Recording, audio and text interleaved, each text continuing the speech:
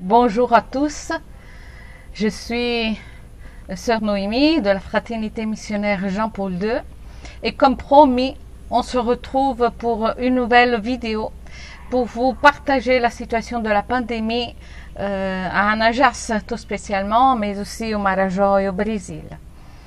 Voilà, on est le 16 juin de 2020 et la pandémie est vraiment un son plein développement au Brésil et ici aussi, dans l'état du Pará.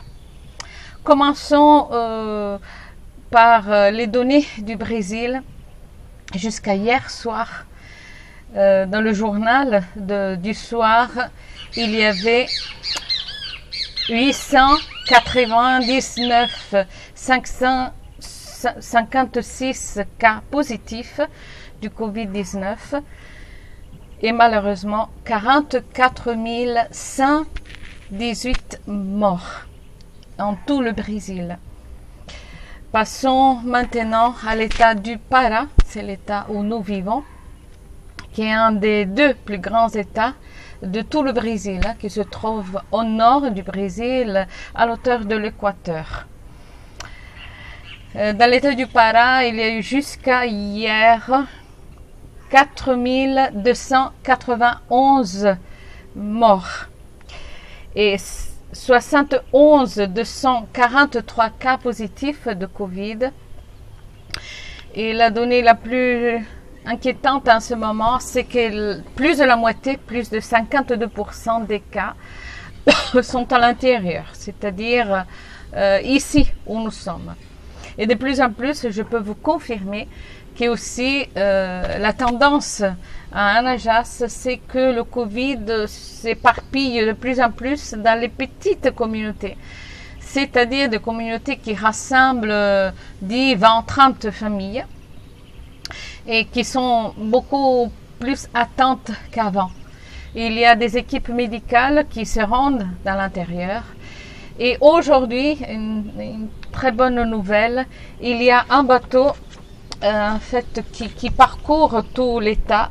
C'est un bateau, une polyclinique itinérante qui est là à Anajas et qui va ouvrir les portes à tous les cas suspects ou confirmés de coronavirus, où il y a 8 médecins à bord. Donc c'est un grand cadeau que notre ville reçoit en ce jour.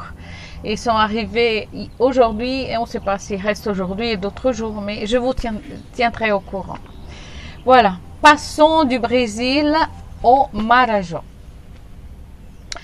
Comme je vous expliquais la dernière fois, le Marajó se trouve à l'intérieur de l'état du Pará et est vraiment en pleine forêt amazonienne. Il y a des villes comme la nôtre qui demeurent 2 jours de bateau pour arriver à Belém, qui est la capitale de l'état du Pará. Alors on commence par la liste des villes et on termine par Anajas et vous verrez que les cas malheureusement augmentent. À Foix, la paroisse la plus proche de nous, 303 cas positifs, 4 morts et 261 récupérés. Je vous demande pardon pour mes fautes, spécialement quand je parle des chiffres, parce que j'ai un peu de mal, car je suis italienne. La ville de Bagri, 111 cas positifs, 5 morts et 70 récupérés. Brevis, qui est la ville qui se trouve à 14 heures de nous, qui est la plus atteinte en absolu, 5000 habitants. 820 cas positifs, 66 morts et 566 récupérés. Chaves, la deuxième ville la plus proche de nous, 11 heures, 2 heures de bateau, 127 cas positifs, 1 mort et 31 récupérés.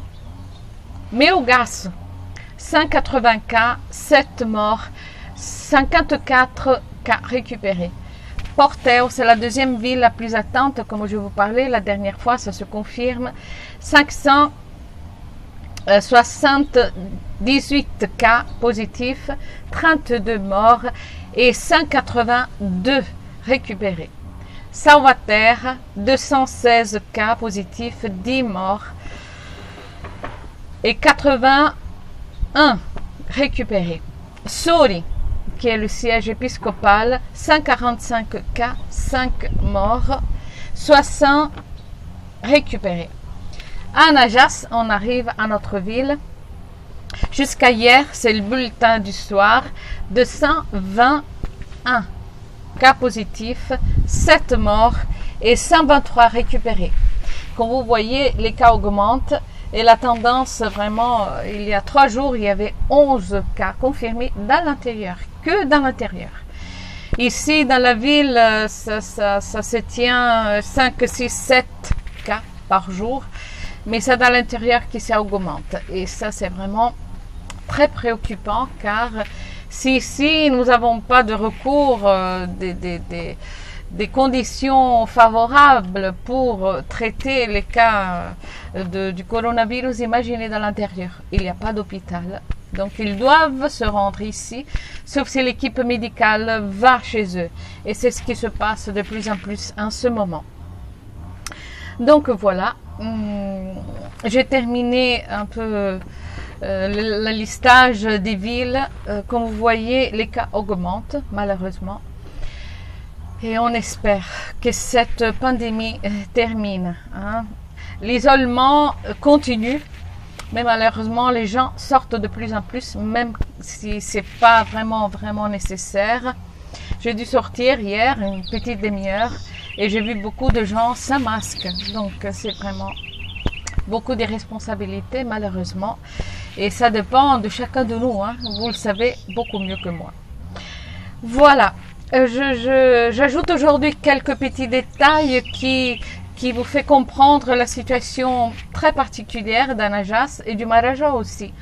C'est une région endémique de malaria, c'est-à-dire, vous l'appelez palu peut-être en français, pardon, hein, je ne suis pas vraiment sûre, c'est pour ça que je dis les deux noms. Mais ici, on a en ce moment, grâce à Dieu, il n'y a pas beaucoup de cas. Mais on arrive à des périodes où il y a plus de 500 cas de malaria par mois. En ce moment, elle est bien contrôlée, grâce à Dieu. Mais on a des professionnels, hein, ils sont 24 en tout, qui visitent la ville, qui font un peu le contrôle aussi le développement de la malaria. C'est-à-dire de la moustique qui transmet la malaria. Et on a 24, hein, je répète, professionnels qui travaillent pour ça. Donc ici, le processus pour détecter le coronavirus est le suivant. La personne est accompagnée, on lui fait on lui demande on lui fait plusieurs questions. Mais un des éléments fondamentaux, c'est que c'est là de la fièvre. Il doit faire le test de la malaria avant de faire le test du coronavirus. Parce que ça ressemble. Hein. La malaria ça peut se comparer à une grosse grippe avec beaucoup de fièvre, douleur partout dans le corps. Ça peut attaquer l'intestin avec vomissement et infection intestinale. Donc voilà. Un autre élément pour vous faire connaître un peu plus notre réalité.